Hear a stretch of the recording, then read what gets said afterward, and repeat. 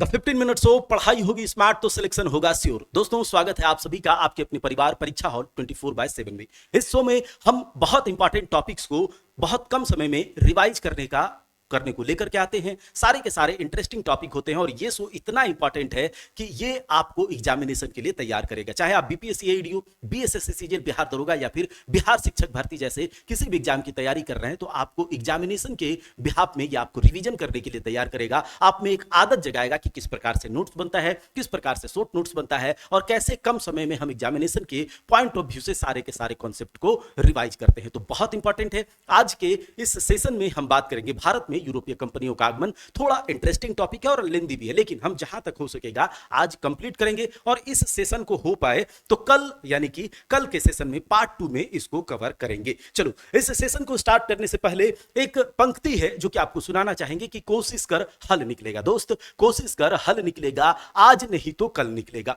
अर्जुन के तीर सांसद मरुस्थल से भी जल निकलेगा। यानी कि अगर आप अभी तक, मरुस्थल का मतलब सूखा और सूखा से भी जल निकलने का मतलब है कि मेहनत करना होगा।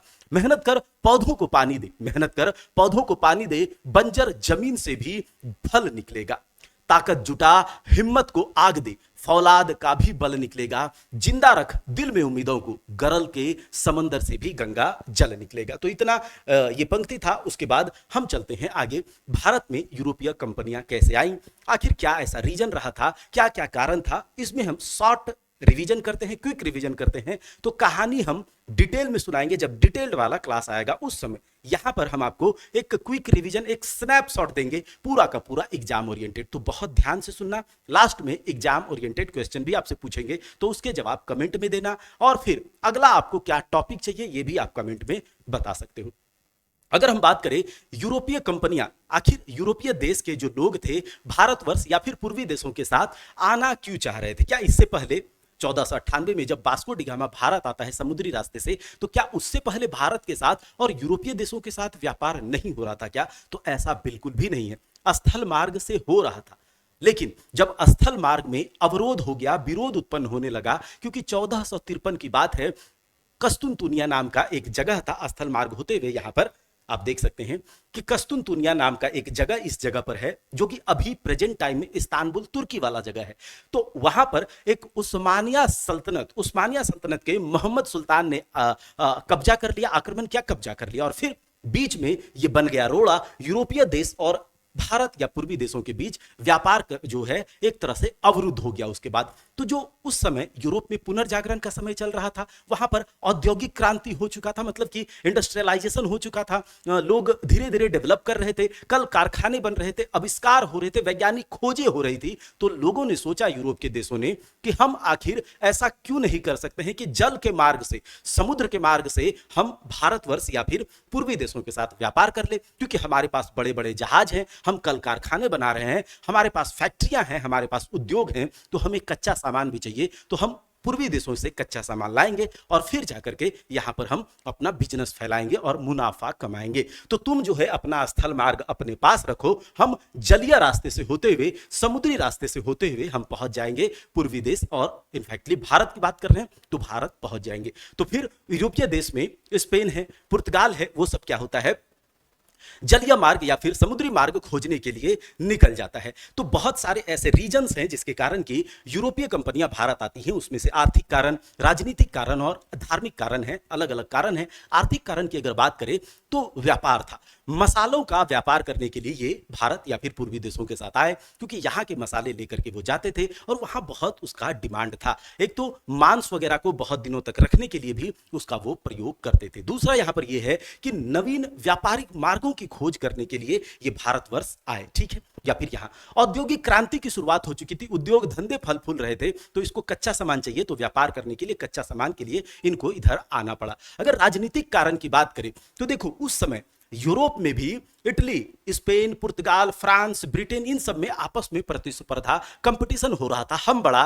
कि हम बड़ा। क्योंकि यूरोप में पुनर्जागरण का समय था, लोग एक दूसरे से आगे बढ़ने की होड़ में फिर ये समुद्री रास्ते खोज करके यहां तक पहुंचे थे कि हम ज्यादा मुनाफा कमाएंगे, हम ज्यादा मुनाफा कमाएंगे। साथ ही साथ भारतवर्ष में मुगल साम्राज्य पतन की ओर था और यह भी एक रीजन था कि बाहर से लोग आकर के यहां पर व्यापार करना और यहां पर रहने का सोच सकते थे। अगर बात करें धार्मिक कारण, तो देखो ईसाई धर्म के प्रचार प्रसार के लिए भी ये पूरे देश में, चूंकि समुद्री रास्ते से ये कहीं भी जा सकते थे, इनके पास बड़े बड़े जहाजी बेड़े हो चुके थे, इन्होंने बना लिया था, तो ये पूरे विश्व में ये फैलना चाहते थे अपने धर्म को लेकर के। ठीक है, तो ये सब कुछ कारण है, आप देख लेना पीडीएफ में, जिसके कारण ये भारत या फिर पूर्वी देशों के साथ आते हैं।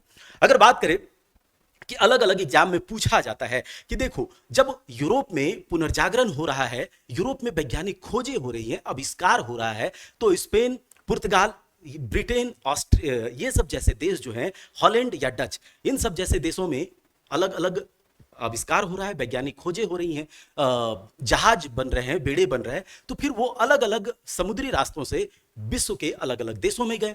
तो उनमें से कुछ इंपॉर्टेंट है, जैसे कि भारतवर्ष 1498 में समुद्री मार्ग से होते हुए भारतवर्ष पहुंचता है कौन? Vasco D gamma. पूछा जाता है एग्जाम में, याद रखना। तो ये भारतवर्ष, ये वास्को डी गामा जो है ना, इसने भारत की खोज नहीं करी थी, बल्कि भारत के समुद्री रास्ते की खोज करी थी। भारतवर्ष पहुंचा था 1498 में वास्को डी गामा। लेकिन ये देखो मेरे भाई, कोलंबस जो कि स्पेन में, स्पेन की महारानी थी इसाबेला, तो इसाबेला जब ये देखती है कि अब हमें व्यापार कर ही नहीं पा रहे हैं स्थल मार्ग से, कस्तुनतुनिया पर मोहम्मद सुल्तान का कब्जा हो चुका है, तो अब जो है यहां पर एक कोलंबस नाम का एक व्यक्ति स्पेन की महारानी के पास जाता है, बोलता है कि हम जो है समुद्री रास्ते खोज लेंगे, भारत चले जाएंगे, फिर मसाला लेकर के आएंगे। रानी खुश हो जाती है, बोलता है जाओ जहाजी लेकर के जाओ, जहाजी बेड़ा लेकर के जाओ, 2-4 लोग ले लो और जाओ खोजो। तो ये जो है ना बेचारा कोलंबस, ये निकलता है कहां से?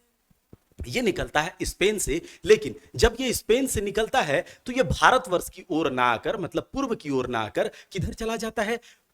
वेस्ट में चला जाता है, पश्चिम में चला जाता है। और जब पश्चिम में पहुंचता है, जैसे ही गंगा नदी किनारे या फिर समुद्र किनारे उतरता है, तो ये देखता है लोग, अरे लोगों ने इसको कहा कि अरे भाई आप पूर्व नहीं आए, आप पश्चिम आ गए। कहां आ गए? वेस्ट आ गए। तो इसने कहा वेस्ट आए चाहे ईस्ट, हम इंडिया ही आए, इसीलिए वहां पर वेस्ट इंडीज का नाम पड़ गया था। वेस्ट इंडीज, अमेरिका, ये सब की खोज, फिर उसके रास्ते की खोज कोलंबस ने 1492 में किया। एक है ब्राजील का पुर्तगाल का एक कैब्राल था। ठीक है, कौन? कैब्राल। ये ब्राजील को खोजता है और फिर ये कैब्राल वास्को डी गामा के बाद भारत 1500 ईस्वी में ये भारत भी आता है, याद रखना। अगर बात करें 1642 ईस्वी में न्यूजीलैंड की खोज या न्यूजीलैंड के समुद्री रास्ते की खोज एबेल तस्मान ने करी थी, याद रखना, एबेल तस्मान ने, जो कि डच का एक नाविक था। अगर बात करें ब्रिटेन का एक कैप्टन था कैप्टन कुक, या फिर एक नाविक था जिसने ऑस्ट्रेलिया की खोज करी थी, याद रख लेना। अब हम आगे चलते हैं। देखो ये यूरोपीय कंपनियों के आगमन का बहुत डिटेल अभी हम नहीं आपको दे सकते हैं, आपको जो भी एग्जाम ओरिएंटेड है सब कुछ आपको मिल जाएगा, बस ध्यान से सुनते चलना। थोड़ा लंबा वीडियो हो सकता है, तो इत्मीनान से रहना, बहुत ज्यादा टाइम नहीं लेंगे, ज्यादा टाइम लगेगा तो कल इसको कंटिन्यू कर लेंगे। ठीक है, चलो। अगर बात करें कि यूरोपीय कंपनियां क्यों आई, तो इसके आर्थिक, राजनीतिक, धार्मिक ये सब कारण थे। मसालों का व्यापार, वहां पर पुनर्जागरण चल रहा था, औद्योगिक क्रांति हो रही थी, वैज्ञानिक खोजें चल रही थी, और फिर स्थल मार्ग अवरुद्ध होने के कारण व्यापारिक मार्ग समुद्र के रास्ते हुए खोजते हुए ये भारतवर्ष या फिर पूर्वी देशों के साथ चले आए, जिसमें कि एबेल तस्मान ने न्यूजीलैंड की खोज करी, कुक ने ऑस्ट्रेलिया की खोज करी, भारतवर्ष के समुद्री रास्ते की खोज किसने? वास्को डी गामा ने करी, ब्राजील के समुद्री रास्ते की खोज कैब्राल ने करा, और उसके बाद हमने देखा कि जो स्पेन का एक निवासी है कोलंबस, उसने अमेरिका या फिर वेस्ट इंडीज की खोज करी। अब देखो यूरोपीय कंपनियां जो इंडिया आते हैं, इसके आने का क्रम अलग है, और अपने अपने देशों में जो ये कंपनियां स्थापित करते हैं कि हम जो है जब पूर्वी देशों के साथ व्यापार करेंगे तो एक संस्था होना चाहिए, एक कंपनी होना चाहिए। तो कंपनी के स्थापना का क्रम अलग है और आने का इनका क्रम अलग है, क्योंकि वो स्थापना कभी करते हैं, आते हैं कभी भी, तो वो हो गया। अगर बात करें सबसे पहले भारतवर्ष कौन आता है? पुर्तगाली। कौन आता है मेरे भाई? पुर्तगाली आता है 1498 में, और सबसे बाद में जाता है, कब जिया था? 1961 में। आता है 1498 में और जाता है सबसे बाद 1961 में। ऑपरेशन विजय करना पड़ता है, मतलब धकेल के इसको भगाना पड़ता है गोवा से पुर्तगालियों को, याद रखना। उसके बाद भारत आता है डच, हॉलैंड के निवासी 1605 में, उसके बाद इंग्लिश यानी अंग्रेज आते हैं 1608 में, फिर उसके बाद डेनिश, ठीक है, डेनमार्क के लोग जो हैं वो 1620 में आते हैं, और लास्ट में फ्रांस के 1668 में आते हैं। कौन? तो आने का क्रम ये है। लेकिन अगर कंपनी की स्थापना की बात करें तो सबसे पहले पुर्तगाली, उसके बाद डच,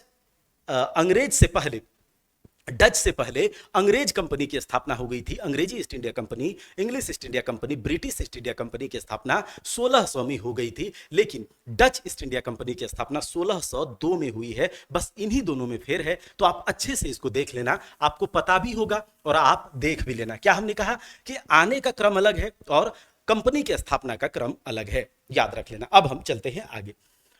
अगर बात करें, सबसे पहले पुर्तगाल आता है, फिर उसके बाद डच आते हैं, फिर इंग्लिश आता है, अंग्रेज, फिर डेनिश और फिर फ्रांसीसी। तो एक एक करके हम सबको देखेंगे, सारे एग्जाम ओरिएंटेड फैक्ट्स को देखेंगे, आप रिवाइज आपका हो जाएगा। चलो सबसे पहले हम बात करते हैं पुर्तगालियों की। देखो, अगर बात करें पुर्तगाल में, ये आपका पुर्तगाल, और पुर्तगाल में उस समय जो पुर्तगाली राजकुमार था हेनरी जो थे, वो वैज्ञानिक खोजी प्रवृत्ति का था। नए नए आविष्कार करने के लिए वो जाना जाता था, और समुद्री रास्ते को खोजने के लिए वो उनका इतना पागलपन था कि उसको एक उपाधि दिया गया था द नेविगेटर का, इसीलिए उसको हेनरी द नेविगेटर कहा गया। उस समय वहां का राजा था मैनुअल प्रथम, और राजकुमार कौन था? हेनरी। उपाधि मिला था द नेविगेटर का। तो पुर्तगाल के जो राजकुमार थे वो समुद्री रास्ते की खोज करने के लिए एकदम आतुर थे। तो उसके पास 1487 में, याद रखना, ध्यान से सुन लेना, 1487 में बार्थोलोमियो डियाज जाता है और वो कहता है कि आप परेशान मत होइए, हम स्थल मार्ग से व्यापार नहीं कर सकते हैं, तो क्या हम जो है समुद्री रास्ते से भारत जाएंगे और भारतवर्ष को खोज के लाएंगे। तो एकदम हेनरी द नेविगेटर खुश हो जाता है, और फिर उसके बाद क्या होता है, वो 1487 में बार्थोलोमियो डियाज बिल्कुल एकदम चिपक के इधर से होते हुए, एकदम इस तरह से, एकदम किनारे किनारे होते हुए, ये अफ्रीका है, और इधर से जहाज को लेकर के बार्थोलोमियो डियाज यहां तक पहुंच जाता है। ठीक है, बहुत दिक्कत होता है उसको, यहां तक पहुंच जाता है, और जो इस तरह का जो शेप होता है, ज्योग्राफी में आप लोग जानते होंगे, इसको केप कहा जाता है, अंतरिप कहा जाता है। जब ये यहां पर पहुंचता है तब तक ये पूरी तरह से थक गया होता है बार्थोलोमियो डियाज, और चूंकि इस रीजन में समुद्री रीजन है, इस रीजन में बहुत ज्यादा तूफान वगैरह उठते रहता था हमेशा, तो ये जो है यहां तक आते आते थक गया। इसको पता नहीं था अब हम कहां जाएं, मतलब यहां तक तो आया, लेकिन इसको पता नहीं था कि अब हम यहां से किधर जाएं, कैसे समुद्री रास्तों को खोजें। ये यहां पर आता है थक हार करके बेचारा, और इसने इस जगह को नाम दिया केप ऑफ, याद रखना, केप ऑफ स्टॉर्म। क्या नाम दिया?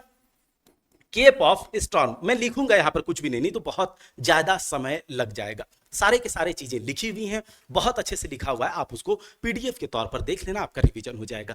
तो इसने यहां पर क्या नाम दिया? तूफानों का अंतरिप। क्या नाम दिया? तूफानों का अंतरिप, स्टॉर्म्स का अंतरिप, केप ऑफ स्टॉर्म्स। और ये यहां इसने कुछ इंडियंस जैसे लोगों को, पूर्वी देशों के लोगों को भी इसने यहां पर देखा। ये यहां से लौट करके चला जाता है, ठीक है, यहां से लौट करके चला जाता है। फिर उसके बाद हेनरी द नेविगेटर इससे पूछता है कि क्या तुम्हें रास्ता मिला? इसने कहा नहीं, हम तो वहां तक पहुंचे भाई, केप ऑफ स्टॉर्म तक पहुंचे। तो बोला कि अरे भाई क्यों उसका नाम दे रहे हो केप ऑफ स्टॉर्म? तो इसने कहा वहां बहुत ज्यादा परेशानी है, तूफान उठते रहता है, उससे आगे नहीं जाया जा सकता। बोला और कुछ तुमने देखा क्या? इसने कहा मैंने वहां पर देखा इंडियंस जैसे लोगों को, पूर्वी देशों जैसे लोगों को। अरे मेरे भाई, तो फिर हेनरी द नेविगेटर ने कहा कि भाई साहब तुमने वहां लोगों को देखा है, इसका मतलब कि वहां एक आशा है, वहां लोग जो है आ रहे हैं, भारतवर्ष से, पूर्वी देशों से लोग वहां आ रहे हैं, तो कुछ एक रास्ते से ही आ रहे होंगे। तो तुम जो है वहां कुछ गलत देख करके नहीं आए, वो एक आशा का द्वीप है, एक आशा का अंतरिप है, तो उसका नाम पड़ा था केप ऑफ गुड होप। एक अच्छी आशा आई थी, केप ऑफ गुड होप, उसके बाद उसका नाम पड़ा था। फिर उसके बाद 1498 में फिर वही वास्को डी गामा फिर से उसी रास्ते से होते हुए यहां पर पहुंचता है, और उसको बता दिया गया था कि कैसे कैसे हम यहां पर पहुंचे थे, वहां इंडियंस मिले थे, उसको लेना और फिर उसको लेकर के आगे बढ़ जाना जहां भी जाना होगा। तो वास्को डी गामा यहां के बाद आगे बढ़ता है। चलो, तो पुर्तगालियों के भारत आने का कारण क्या था? मसाला तथा पूर्वी देशों के साथ व्यापार, अरब तथा इटली के एकाधिकार को समाप्त करना, मतलब अरबी व्यापारियों का, और इटली उस समय अरबियों के साथ मिलकर के व्यापार कर रहा है, तो उसके एकाधिकार को समाप्त करने के लिए ये भारत आना चाहते हैं। ईसाई धर्म का प्रचार प्रसार था इसका कारण।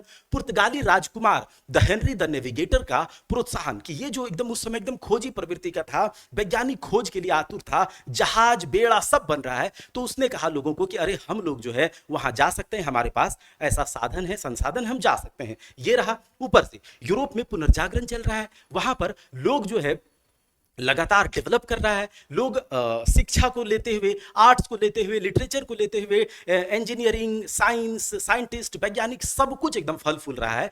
तो जब इतना फैलेगा, डेवलप होगा, तो इसको कहीं भी ये जा सकता है। तो भारत देश के साथ व्यापार करने के लिए ये यहां आता है। वैज्ञानिक आविष्कार, बेहतर निर्माण, उसके बाद जब डेवलप हो रहा है तो अस्त्र शस्त्र, नौसेना, सब कुछ इसके पास, तो ये निकला वहां से। ठीक है, अब बात करते हैं कि पुर्तगाली राजकुमार के पास, जो हमने कहा Bartholomew Dias, Cape of Storm और केप ऑफ गुड होप, इतना तो आप लोग समझ गए होंगे। ये कहा जाता है कि इसका पहला प्रयास था भारत के समुद्री रास्ते को खोजने की। उसके बाद आता है बास्को डिगामा। बास्को डिगामा जो है इसका दूसरा ये प्रयास है। 20 मई 1498 को ये पहुंचता है भारतवर्ष के कालीकट तट पर। ठीक है, भारतवर्ष के कालीकट तट पर। और ये जो है ना बास्को डिगामा, वो केप ऑफ गुड होप में, केप ऑफ गुड होप में एक व्यक्ति को पकड़ता है जिसका नाम है अब्दुल मजीद। अब्दुल मजीद जिसका नाम है, वो उसको पकड़ता है और कहता है कि तुम मुझे अपने देश लेकर के चलो, अपने अपने रास्ते से लेकर के चलो, जो कि एक गुजराती नाविक था। उसने कहा ठीक है, हम आपको लेकर के चलेंगे। तो अब्दुल मजीद की सहायता से साओ ग्रैनियल जहाज पर बैठ करके, साओ ग्रैनियल जहाज पर बैठ करके बास्को डिगामा भारतवर्ष आता है और उसके बाद कालीकट तट पर पहुंचता है। यहां पर यहां का जो शासक था जमोरिन, उसने किसका, बास्को डिगामा का एकदम जी खोल करके स्वागत किया और बोला आइए हमारे साथ व्यापार कीजिए। फिर उसके बाद जो है बास्को डिगामा वहां से मसाला लेकर के जाते हैं और उसको 60 गुना मुनाफा होता है। ठीक है, याद रख लेना। चलो आगे देखते हैं। तो ये यहां पर 60 गुना मुनाफा कमा करके जाता है। उसके बाद 1498 में तो ये आ गया। फिर 1500 में एक आपको पता है ना कि पेड्रो अल्वारेज कैब्राल, जो कि ब्राजील की जिसने खोज करी थी, ये ब्राजील से होते हुए भारतवर्ष पहुंचता है 1500 ईस्वी में। 13 जहाजी बेड़ों के साथ ये भारतवर्ष पहुंचता है। और फिर यहां पर अरबी व्यापारी, जो कि उस समय चाहते नहीं थे कि पुर्तगाली यहां पर समुद्री रास्ते से आ जाए, व्यापार करे और हमारे एक अधिकार को खत्म कर दे, हमारे मोनोपोली को खत्म कर दे, तो अरबी व्यापारियों के साथ इस पुर्तगाली कैब्राल का बहुत भीषण संघर्ष हुआ था। यह बात याद रखिएगा। यह कब आया था? बास्को डिगामा के बाद दूसरी बार, मतलब कोई पुर्तगाली अगर भारत आया था तो वो 1500 में कौन आया था? Pedro Cabral. ठीक है, याद रखिएगा। अब पुर्तगाली शासन का किस प्रकार से विस्तार भारत में होता है? ये 1498 में जब भारत आता है और जमोरिन जो है इसका स्वागत करता है, लेकिन जमोरिन के सामने, एक मिनट, जमोरिन के सामने बास्को डिगामा ये शर्त रखता है कि हमको तुम्हारे, मतलब हमारे साथ ही तुम व्यापार करोगे और किसी के साथ नहीं। तो फिर जमोरिन को ये बात शोभा, मतलब उसको अच्छा लगता नहीं है और दोनों के बीच में हो जाता है उसी समय, याद रखना, दोनों के बीच में उसी समय क्या हो जाता है? विरोधाभास हो जाता है, दोनों की बातें आपस में नहीं बनती है। इसी कारण से आपको पता है कि जब पुर्तगाली यहां पर आते हैं तो वो कालीकट पर अपना फैक्ट्री वगैरह नहीं लगाते हैं। कहां पर? तो केरल के कोचीन में अपनी पहली फैक्ट्री स्थापित करती है 1503 में। पुर्तगालियों का पहला फैक्ट्री, पहला व्यापारिक कोठी 1503 में कहां पर खुलता है? केरल के कोचीन में। और दूसरा व्यापारिक कोठी 1505 में, कहां पर? तो याद रखना, केरल के कन्नूर में। यह बहुत इंपॉर्टेंट है, याद रखना। ठीक है, अब उसके बाद देखो, जब ये यहां पर आता है Francisco Estado the India company के नाम से, पुर्तगाली कंपनी, तो उसको यहां पर देख रेख करने के लिए एक गवर्नर रखना पड़ा जिसका नाम था फ्रांसिस्को डी अल्मीडा। बहुत इंपॉर्टेंट है, याद रख लेना। फ्रांसिस्को डी अल्मीडा पहला पुर्तगाली गवर्नर था, याद रख लेना। ठीक है, अब देखो, जिस समय पुर्तगाली यहां पर आते हैं उस समय भारतवर्ष में कौन कौन प्रमुख या मुख्य शासक थे? तो उस समय गुजरात एक बहुत ही इंपॉर्टेंट स्टेट हुआ करता था। वहां का शासक था महमूद बेगड़ा। दिल्ली सल्तनत पर उस समय लोदी वंश राज कर रहा था। और कौन स्पेशली राज कर रहा था? सिकंदर लोदी। और फिर विजयनगर साम्राज्य उस समय बहुत फल फूल रहा था। तो सालुब वंश के नरसिंह द्वितीय जो है वहां पर राज कर रहे हैं भारत में इस समय, जब पुर्तगाली 1498 में, और 1498 1500 ईस्वी के आसपास की ये बात है। ठीक है, और 1503 में केरल के कोचीन में अपना पहला फैक्ट्री खोलता है और 1505 में केरल के ही कन्नूर में दूसरा फैक्ट्री ये खोलता है। वास्को डी गामा की बात करें तो ये 1498 में पहली बार भारत आता है।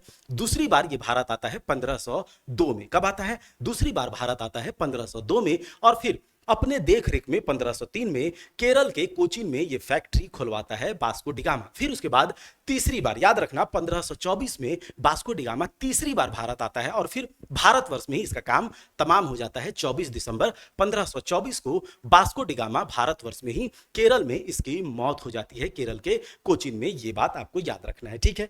चलो अब हम एक एक करके प्रमुख पुर्तगाली गवर्नर को देख लेते हैं। इंपॉर्टेंट जो है वो हम लोग यहां पर देख लेते हैं। सबसे पहले पहला गवर्नर पुर्तगाली कौन है? तो फ्रांसिस्को डी अल्मीडा। कब से कब तक? 1505 से 1509 तक ये यहां पर रहता है। और पुर्तगालियों ने सोचा कि हम जो है समुद्र के स्वामी हैं, मतलब हम ही हैं जो हैं समुद्र में। कौन? तो हम ही हैं, पुर्तगाली ही है। और अपना मतलब अपना ताकत को बढ़ाने के लिए, अपने साम्राज्य के विस्तार करने के लिए ये लोग पागल हो चुके थे समुद्र में। अपने आप को सागर का स्वामी कहते थे। डिटेल में हम पढ़ाएंगे जब आपको फाउंडेशन या फिर आपको थ्योरी क्लास लेंगे तब। लेकिन आप इतना समझो, जब घटना चक्र भी करवाएंगे वहां पर भी डिटेल में करेंगे। लेकिन ये 15 मिनट शो है, लंबा ना चला जाए। लेकिन आप लोग जरूर बताना कि आप लोग को मजा आ रहा है इस 15 मिनट शो में कि नहीं। देखो, अगर बात करें फ्रांसिस्को डी अल्मीडा की तो 1505 से 1509 तक ये यहां पर रहता है। और इसने एक बहुत इंपॉर्टेंट नीति बनाई थी समुद्र में, जिसको कहते हैं नीले जल की नीति, शांत जल की नीति, ब्लू वाटर पॉलिसी। क्या? Blue water policy. अब ये ब्लू वाटर पॉलिसी है क्या? आर्मेडा कार्टेज काफिला पद्धति है क्या? ये सब अभी हम यहां पर डिटेल में नहीं कर सकते। बस इतना समझो कि ब्लू वाटर पॉलिसी को लाने वाले कौन? तो पुर्तगाल के प्रथम गवर्नर फ्रांसिस्को डी अल्मीडा। इसके बाद 1505 से 1509 के बाद कौन आता है? दूसरा गवर्नर, बहुत इंपॉर्टेंट है, Afonso de Albuquerque. Afonso de Albuquerque. ये अल्फांसो दी अल्बुकर्क इतना कट्टर, इतना साम्राज्यवादी होता है, ये अपने साम्राज्य को बढ़ाने के लिए एकदम लालायित था, बहुत ज्यादा। तो इसने क्या करता है, इसको कहा जाता है भारत या फिर हिंद महासागर में पुर्तगाली शक्ति का वास्तविक संस्थापक कौन, रियल फाउंडर कौन है पुर्तगाली पावर का, पोर्चुगीज पावर का? तो वो यही है अल्फांसो दी अल्बुकर्क। देखो, अल्फांसो दी अल्बुकर्क का एक परम मित्र था विजयनगर साम्राज्य का कृष्णदेव राय। तो सबसे पहले ये क्या करता है, कृष्णदेव राय की सहायता से 1510 में, कब? 1510 में ये गोवा को जीत लेता है। किससे? गोवा को जीत लेता है बीजापुर के शासक यूसुफ आदिल शाह से। ये 1509 से 1515 तक यहां पर शासन करता है, गवर्नर के रूप में रहता है, दूसरा पुर्तगाली गवर्नर। और कृष्णदेव राय की सहायता से 1510 में गोवा को छीन लेता है। किसको? गोवा को छीन लेता है बीजापुर के शासक यूसुफ आदिल शाह से। 1510 में ये गोवा को छीनता है। लेकिन अभी भी व्यापारिक प्रमुख केंद्र, या फिर ये कहें कि पुर्तगाली शक्ति का वास्तविक केंद्र, राजधानी अभी भी कोचीन ही बना हुआ है, गोवा नहीं है। 1510 में इसने गोवा को अपना बनाया था। अच्छा, अगर बात करें 1511 में इसने मलक्का को और 1515 में होर्मुज पर भी कब्जा किया था। मतलब कि ये साम्राज्य का विस्तार करने वाला, पुर्तगाली शक्ति का वास्तविक संस्थापक। एक बात अगर बात करें कि पुर्तगालियों ने सती प्रथा पर रोक करने का भी प्रयास किया था। और इसकी एक नीति क्या थी कि भारतीय महिलाओं के साथ विवाह की नीति, कि भारतीय महिलाओं से विवाह करो, यहां पर रहो और इसको वहां पर भी लेके जाओ, ठीक है, याद रखना। अब देखो 1509 के बाद 1505 से 1509 पहला, 1509 से 1515 फ्रांसिस्को दी अल्बुकर्क, ठीक है। तो ये जो अल्बुकर्क है उसके बाद कोई इंपॉर्टेंट, उतना इंपैक्टफुल गवर्नर नहीं रहा जो कि एग्जाम ओरिएंटेड है। तो उसके बाद आता है नीनो डी कुन्हा। 1529 से 1538 तक ये यहां पर रहता है। ये क्यों इंपॉर्टेंट है? इसीलिए इंपॉर्टेंट है कि 1510 में जब गोवा को छीना था, किसने? अल्बुकर्क ने। तो अल्बुकर्क ने यूसुफ आदिल शाह से गोवा को छीना और उसके बाद उस गोवा को राजधानी कौन बनाता है? यही Nuno da Cunha. Nuno da Cunha 1530 में, मतलब 1529 में यह आता है और 1530 में नीनो डी कुन्हा गोवा को राजधानी बना देता है, कोचीन से हटा करके। इतना याद रख लेना, ठीक है। फिर उसके बाद इसी के शासनकाल में 1534 में जो गुजरात का शासक था बहादुर शाह, गुजरात का शासक बहादुर शाह से इस नीनो डी कुन्हा ने देव और बासेन के द्वीपों को प्राप्त कर लिया। दमन दीव वाला क्षेत्र जो है उसको छीन लेता है। किससे? तो ये गुजरात का शासक था बहादुर शाह से इस क्षेत्रों को छीन करके उस पर कब्जा कर लेता है। कौन? नीनो डी कुन्हा, याद रखना। उसके बाद हुगली जो कि बंगाल में है और सेंट थॉमे में इसने बस्ती भी बसाया। दूसरा, इसी के समय बहादुर शाह जो कि गुजरात का शासक था उसका मौत हो जाता है। इसके पीछे एक लंबी कहानी है कि किस प्रकार से मुगल साम्राज्य के हुमायूं इसको दौड़ाता है। ये पहुंचता है कहां पर? पुर्तगालियों को बोलने के लिए बचाओ बचाओ, और पुर्तगाली ही इसका काम तमाम कर देते हैं। चलो आगे देखते हैं।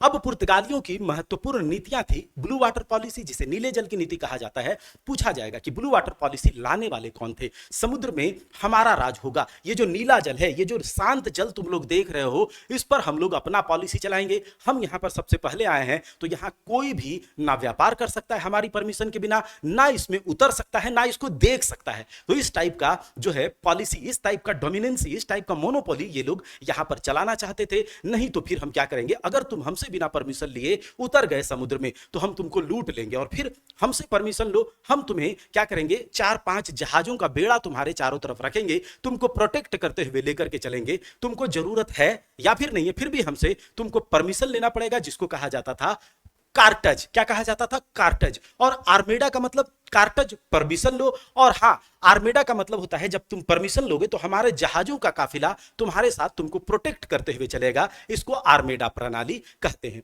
और ये कार्टज लेने वाला अकबर, याद रखना, एक मुगल शासक अकबर जो है ये पुर्तगाली कार्टज लिया था, याद रख लेना। ठीक है, चलो। तो ये सब कुछ, अच्छा, पुर्तगाली यहां पर आकर केवल लूट खसोट के लेके गया या कुछ दिया भी है, तो कुछ कंट्रीब्यूशन भी है। देखो, पुर्तगालियों ने सबसे पहले बड़े बड़े जहाज बनाए। यहां पर आया तो जहाज बनाने के निर्माण की शुरुआत इसने करी, तो भारतवर्ष में भी जहाज बनाने की निर्माण की शुरुआत यहां पर पुर्तगालियों का ही योगदान है। दूसरा, पहला प्रिंटिंग प्रेस गोवा में 1510 में किसने बैठाया? तो ये पुर्तगालियों ने ही बैठाया, याद रखना। पहला प्रिंटिंग प्रेस किसने बैठाया, किसने स्थापित करा? तो पुर्तगालियों ने 1556 में। एक मिनट, 1556 में, 1510 में तो गोवा को छीना था, 1556 में गोवा में प्रिंटिंग प्रेस लगता है। कुछ फसल जो कि पुर्तगाली यहां पर लेके आए, जिसमें इंपॉर्टेंट है तंबाकू, मक्का, अल्फांसो आम, बाकी आप देख लीजिएगा। ईसाई धर्म के प्रचार प्रसार, चूंकि देखो अगर बता दे कि जो पुर्तगाली थे वो अंग्रेजों से भी ज्यादा कट्टर थे, अंग्रेजों से भी ज्यादा अगर बोला जाए डैश थे, मतलब समझ गए ना, तो वो उससे भी थे। ये ईसाई धर्म के प्रचार प्रसार को लेकर इतना ज्यादा मतलब ये कहें कि बहुत ज्यादा। तो प्रथम चर्च, ईसाई धर्म को पहला चर्च पुर्तगालियों ने 1510 में कहां पर बैठाया? तो केरल में। कहां पर? केरल में। किस नाम से? सेंट थॉमस के नाम से। और पहला पादरी कौन? पहला फादर, पहला वहां पर कौन था? तो फ्रांसिस्को जेवियर, जो जेवियर के नाम से भी अलग अलग यूनिवर्सिटीज, कॉलेज, स्कूल्स देख रहे हो, ये यही था। ठीक है, याद रख लेना। तो और एक स्थापत्य कला, गोथिक स्थापत्य कला किसका देन है? जो यहां पर इस तरह से गुंबज देख रहे हो त्रिकोणीय, ये स्थापत्य कला जो यहां पर देख रहे हो, ये किसका देन है? तो ये पुर्तगालियों की ही देन है। तो जहाज हो गया, बड़े बड़े जहाज हो गए मेरे भाई साहब, गोथिक स्थापत्य कला, प्रिंटिंग प्रेस, ये सब कौन देता है? और कुछ फसल, याद रख लेना। चलो आगे देखते हैं। अच्छा, इसका पतन यहां पर कैसे होता है? तो देखो, उस समय यूरोपिया अलग अलग देश, सब जगह सबके पास पावर्स आ गया था, और आपस में ही ये लोगों का कॉन्फ्लिक्ट हो रहा था। ऊपर से ये अपने आप को स्वामी बोल चुका है, समुद्र में किसी को उतरने नहीं दे रहा है। ऊपर से ये क्या है? धार्मिक असहिष्णु थे, यानी कि रिलीजियस इंटॉलरेंट थे, अपने धर्म के अलावा ना किसी का सुनना चाहते थे, ना किसी को देखना चाहते थे। ये रीजन रहा इसके पतन का, इसके फॉल का। दूसरा, ये जो कार्टेज आर्मेडा काफिला पद्धति है, ये सब से लोग बहुत नाखुश थे, ये भी रीजन रहा। दूसरा, यूरोपीय कंपनियां आपस में ही संघर्ष कर रही थी, उसमें इसके पतन का ये सब कुछ कारण रहा है। अब देखो, जिस समय स्वतंत्रता हमें मिल रही थी 1947 में, उस चूंकि हमने कहा कि सबसे पहले आए पुर्तगाली 1498 में, गए कब? 1961 में। तो मतलब कि स्वतंत्रता प्राप्ति के समय ये यहीं पर थे। तो गोवा का गवर्नर पूछा जाएगा, कौन? तो बोसा। अंतिम गवर्नर कौन है? तो एंटोनियो। कौन? एंटोनियो है अंतिम गवर्नर। 1961 में एक ऑपरेशन विजय चलाया जाता है, किसको भगाने के लिए? तो पुर्तगालियों को गोवा से भगाने के लिए, और गोवा मुक्ति दिवस मनाया जाता है 19 दिसंबर 1961 को, याद रख लेना। तो हमने क्या देखा? अच्छा, अब याद रखना, आप लोग चाहे बिहार में बीपीएससी एईडीओ, बीएसएससी सीजीएल, बिहार शिक्षक भर्ती या फिर बिहार दरोगा जैसे एग्जाम की तैयारी कर रहे हो, तो यहां पर एक हम कल से 20 सितंबर से महासंग्राम घटना चक्र सीरीज लेकर आ रहे हैं। यह सीरीज इतना इंपॉर्टेंट है आप लोगों के लिए कि आप लोग दिन भर कुछ भी पढ़ो, जो भी हम आपको कहेंगे वो आप पढ़ो। उसके बाद घटना चक्र से हिस्ट्री और अभी साइंस हम लेकर चलेंगे, हिस्ट्री और साइंस लेकर के चलेंगे, और फिर सारे के सारे कंप्लीट घटना चक्र बाइलिंगुअल आप लोगों को रिवाइज करवा देंगे। पूरा रिवाइज हो जाएगा, दिमाग में छप जाएगा। बस आप लोगों को लगातार हमारे साथ बने रहना है। साइंस भी उसी तरह से, तो एक दिन हिस्ट्री एक दिन साइंस, एक दिन हिस्ट्री एक दिन साइंस, ऐसे करके हम चलाएंगे, या फिर 2 सेशन भी हम आगे कर सकते हैं, हिस्ट्री का अलग साइंस का अलग, ठीक है।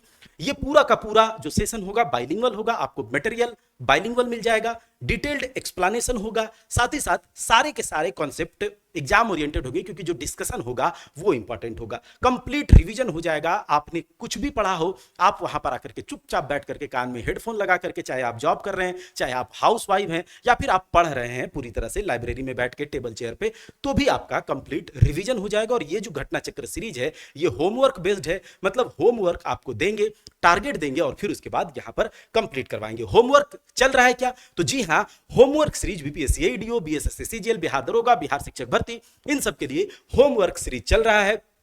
अभी 3 दिन हमारे गुजरे हैं और अभी बहुत धीरे धीरे हम लोग चल रहे हैं। तो अगर अभी तक आपने नहीं, अब आप नहीं जुड़े हैं तो जुड़िए इससे, और उसके बाद आनंद लीजिए अपनी तैयारी का। 4 से 5 महीना हम यहां पर ये चीज करने वाले हैं। आगे देखो, अब पुर्तगालियों के बाद आता है कौन? डच। डचों को कीड़ा लगता है, जो कि हॉलैंड के निवासी थे। कौन? हॉलैंड के निवासी थे। नीदरलैंड जो भी कहलाता है, वहां के निवासी कहते हैं हम भी जाएंगे। कहां?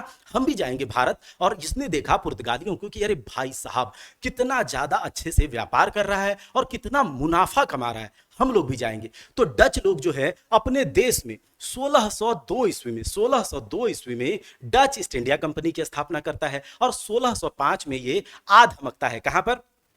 भारतवर्ष। और भारत में सबसे पहले 1605 में ये कहां पर फैक्ट्री लगाते हैं, उसके बाद कहां लगाते हैं, इसकी बात हम बाद में करेंगे। लेकिन आप सबसे पहले समझो 1599 की बात है। किसकी? 1596 की बात है। भारत आने वाला पहला डच नागरिक था Cornelius D Houtman. Cornelius D Houtman Bharat आने वाला पहला डच यात्री था या डच नागरिक था। अगर आपको यह बोले कि देखो मेरे भाई कि डच लोग जो थे, जो हॉलैंड निवासी थे, जो नीदरलैंड के निवासी थे, वो भारतवर्ष में, इसका मुख्य फोकस जो था ना वो किधर की ओर? तो इंडोनेशिया, मलेशिया, उन सब जैसे उधर की ओर था। जैसे कि इसने ये यहाँ पर आता है नीदरलैंड से होते हुए, और ये भारत ना जाकर के जकार्ता में, ये जकार्ता जो कि अभी प्रेजेंट टाइम में जकार्ता है, वहां पर अपना हेडक्वार्टर ये खोलता है। जहां पर उस समय इस जकार्ता का नाम क्या था? बाटाविया। क्या नाम था? बाटाविया नाम था। जकार्ता में ये खोलता है। लेकिन हाँ, भारतवर्ष में भी इसका इंटरेस्ट रहता है, तो ये यहाँ पर भी 1596 में ये आता है और उसका हेडक्वार्टर। आगे देखो, अगर बात करें कि डचों का व्यापारिक केंद्र से रिलेटेड कभी कभी सवाल पूछा जाता है, जैसे कि हमने कहा कि 1605 में डच यहां पर आते हैं और पहला व्यापारिक केंद्र ये कहां पर खुलता है? मसूलीपट्टनम में। कहां पर मेरे भाई? मसूलीपट्टनम में, आंध्र प्रदेश में एक जगह है मसूलीपट्टनम, वहां पर ये पहला व्यापारिक केंद्र खुलता है। उसके 5 साल बाद 1610 में उसी तट पर पुलिकट में ये दूसरा व्यापारिक केंद्र खुलता है। फिर उसके बाद तमिलनाडु के नागपट्टनम में भी खुलता है, केरल के कोचीन में भी खुलता है। लेकिन इंपॉर्टेंट क्या है? सूरत में 1616 में डचों का व्यापारिक केंद्र खुलता है। उसके बाद पटना में भी, इंपॉर्टेंट क्या है कि डचों का व्यापारिक केंद्र, व्यापारिक कोठी पटना में भी खुलता है 1632 में। उसके बाद बंगाल के चिंसूरा, कासिम बाजार, ये सब भी डचों के मुख्य व्यापारिक केंद्र थे, जो कि कासिम बाजार 1653 में ये खुलता है। अगर बात करें कि किस किस वस्तुओं का ये व्यापार भारत के साथ करते थे, सबसे पहले मसाले तो थे ही, लेकिन भारतीय वस्त्र, रेशम, नील, सोरा, जो कि बिहार से, पटना से यहां पर ये करते थे व्यापार, अफीम, इन सब वस्तुओं का व्यापार यहां पर ये करते थे। तो डचों का व्यापारिक केंद्र 1605 में मसूलीपट्टनम, 1610 में आप देख रहे हैं पुलिकट, उसके बाद तमिलनाडु का नागपट्टनम, सूरत में 1616 में, 1632 में पटना में, और 1653 में कासिम बाजार यहां पर। चलो, उसके बाद इसके पतन का अगर बात करें तो पतन में क्या है कि इसके अलग अलग युद्ध होते हैं। सबसे पहले तो एक कोलाचेल युद्ध। कोलाचेल का युद्ध कब होता है? 1741 में। कोलाचेल जो कि अभी प्रेजेंट टाइम में कन्याकुमारी है, तो वहां पर युद्ध होता है किससे? त्रावणकोर साम्राज्य के मार्तंड वर्मा, त्रावणकोर साम्राज्य के राजा थे मार्तंड वर्मा, और डच ईस्ट इंडिया कंपनी के बीच युद्ध होता है। उस समय ये इसका कमर टूट जाता है। फिर उसके बाद 1759 में बेदरा का युद्ध होता है ब्रिटिशर्स वर्सेस डचों के बीच, और उसके बाद भारत से इसका बोरिया बिस्तरा समेटा जाता है। देखो यहां पर हमने एक गोल्ड पैगोडा दिया है। ये गोल्ड पैगोडा इस तरह से था कि डच लोग जो थे सैलरी के रूप में सबसे पहले तनख्वाह देने की शुरुआत करते हैं, और गोल्ड पैगोडा इस तरह से पैगोडा के रूप में, सोने के पैगोडा के रूप में, मुहरों के रूप में ये सैलरी देते थे। आगे देखो, अब आता है अंग्रेज।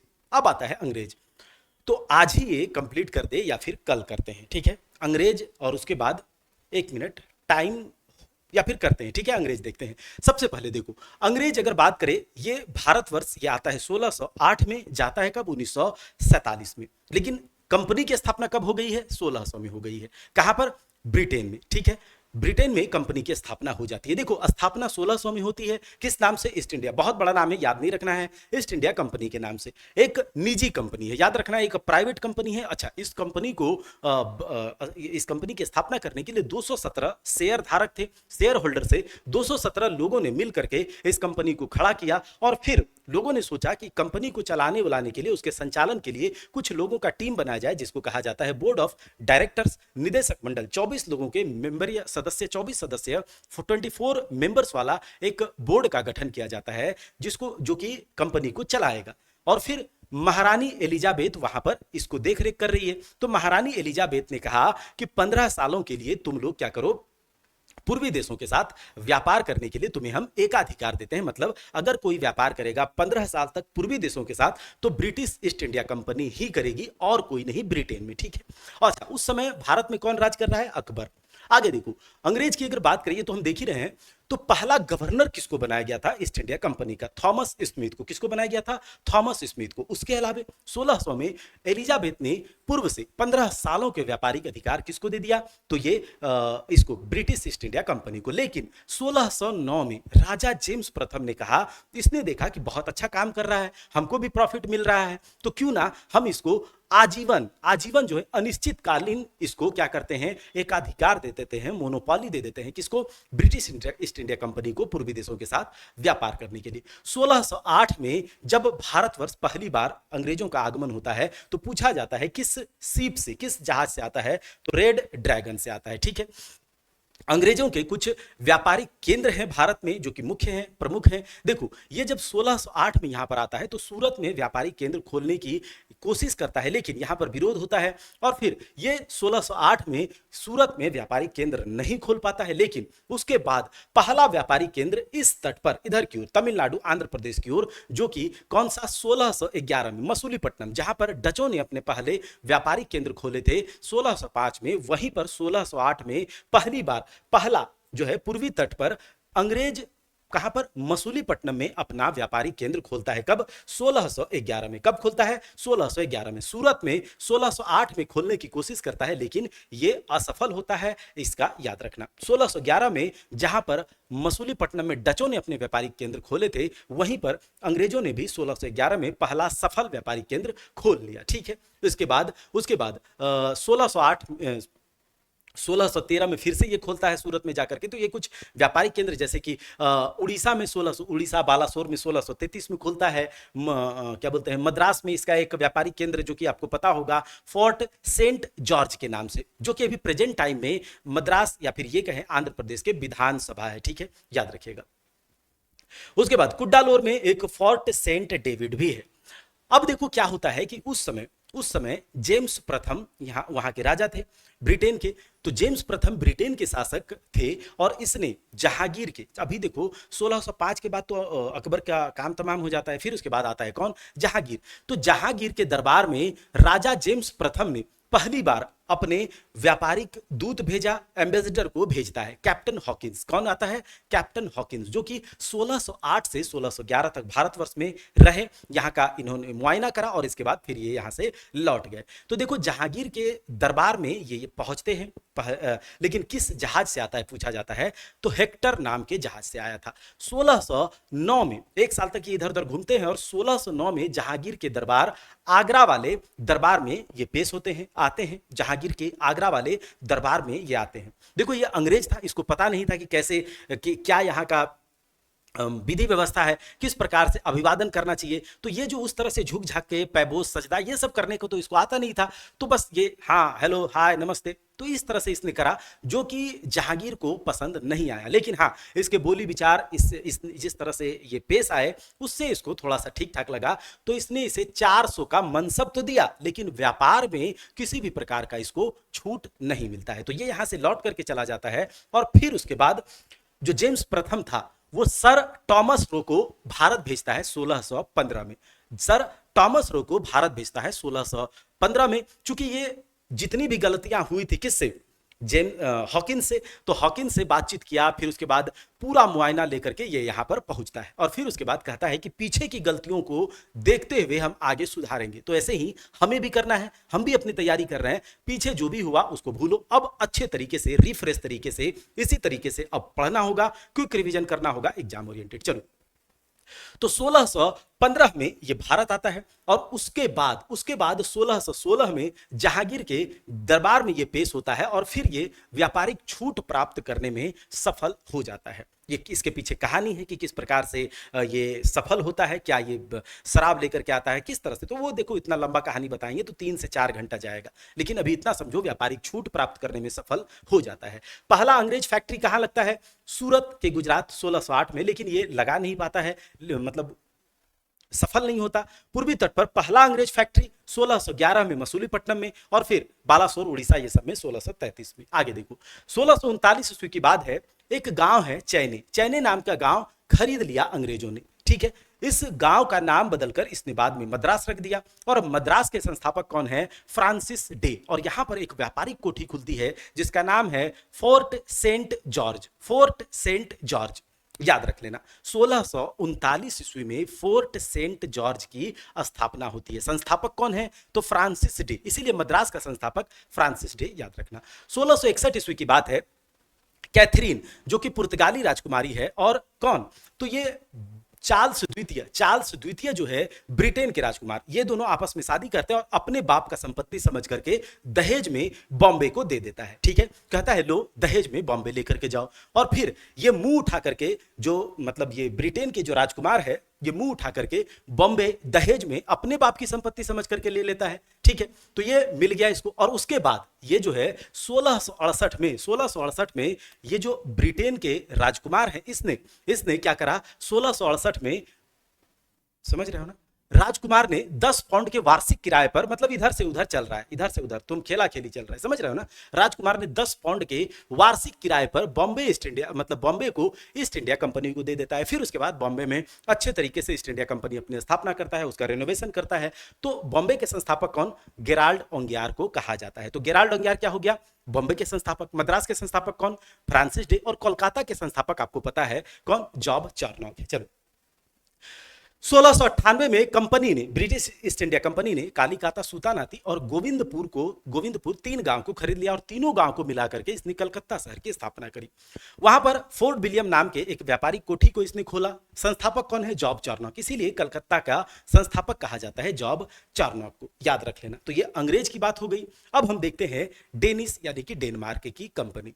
1616 में डेनिश ईस्ट इंडिया कंपनी की स्थापना होता है। ये भारत 1620 में आता है। इसका प्रमुख केंद्र जो है वो कौन, श्री रामपुर है। और 1853 में भारत का व्यापार अंग्रेजों को बेचकर ये चला जाता है। इसमें इतना बहुत ज्यादा इंपॉर्टेंट चीजें एग्जाम ओरिएंटेड नहीं है, क्विक रिवीजन करने के लिए। हाँ डिटेल में जब चीजें जाएंगे तो और भी कुछ हम ऐड करेंगे, लेकिन अभी आप इतना समझो। आगे देखो फ्रांसीसी की अगर बात करें तो 1664 में जब देखा ये पुर्तगाली, डच, क्या बोलते हैं, ब्रिटिश, सब बहुत अच्छे तरीके से व्यापार कर रहा है, फल फूल रहा है। तो क्या होता है 1664 में लुई 14 जो कि वहां के राजा थे फ्रांस के, उसके मंत्री का नाम था कॉलबार्ट ने फ्रांसीसी ईस्ट इंडिया कंपनी की स्थापना करी। चूंकि ये राजा, मंत्री, ये सब इसकी स्थापना कर रहा है, तो ये स्टेट द्वारा निर्मित कंपनी था, पूरी तरह से गवर्नमेंट कंपनी था, याद रख लेना। ठीक है, पहला फैक्ट्री यहां पर आकर के 1664 में स्थापना होता है कंपनी का, और पहला फैक्ट्री भारत में 1668 में खोलता है। किस नाम से, 1668 में, कहां पर, सूरत में। संस्थापक कौन, फ्रैंको कैरो। दूसरा फैक्ट्री ये 1969 में 1669 में मसूलीपट्टनम में खोलता है। और संस्थापक कौन है? तो याद रखना, फ्रैंको मार्टिन। चंद्रनगर जो कि बंगाल में है, 1674 में इसने खरीदा और वहां पर फैक्ट्री स्थापित करी। तो इतने कुछ इंपॉर्टेंट फैक्ट हैं। अब आप लोगों को कुछ सवाल के जवाब देने हैं। आपको यह बताना है ब्लू वाटर पॉलिसी की शुरुआत किसने करी? अंग्रेजों का पहला पूर्वी तट पर पहला व्यापारी केंद्र, ध्यान से सुनना, पहला व्यापारी केंद्र कौन सा था? पहला डच यात्री कौन था और किस वर्ष भारतवर्ष आया? ठीक है, इतना आपको बताना है। 3 सवाल हमने आपसे करा है, आप बताना। बाकी ये क्विक रिवीजन था, हर एक चीज हमने इसमें मेंशन किया है जो कि एग्जाम में पूछे जाते हैं, तो आप लोग को परेशान नहीं होना है। एग्जाम ओरिएंटेड भी रिवीजन होगा, डिटेल्ड में भी हम चीजों को लेकर के चलेंगे। और महासंग्राम घटना चक्र सीरीज से आपको जुड़ जाना है। क्यों? क्योंकि पूरी तरह से यहां पर रिवीजन होगा एग्जाम ओरिएंटेड, और यहां पर जो डिस्कशन होगा, यहां पर जो क्वेश्चन कराए जाएंगे, डायरेक्ट आपको एग्जामिनेशन में देखने को मिलेगा, इनडायरेक्टली या फिर डायरेक्टली या तो क्वेश्चन से मिल जाते, क्योंकि सारे के सारे पीवाईक्यू होंगे अलग अलग अच्छे एग्जाम में पूछे हुए। इनडायरेक्टली का मतलब जो डिस्कशन होगा उससे पूछा जाएगा और चैप्टर रिवीजन हो जाएगा। सो अलग पूरी तरह से बाइलिंगुअल होगा, डिटेल्ड एक्सप्लेनेशन एग्जाम ओरिएंटेड होगा, कंप्लीट रिवीजन होगा और ये होमवर्क बेस्ड है। तो जरूर आप लोग जुड़ना। मिलते हैं अगले सेशन में, तब तक के लिए जय हिंद, जय भारत।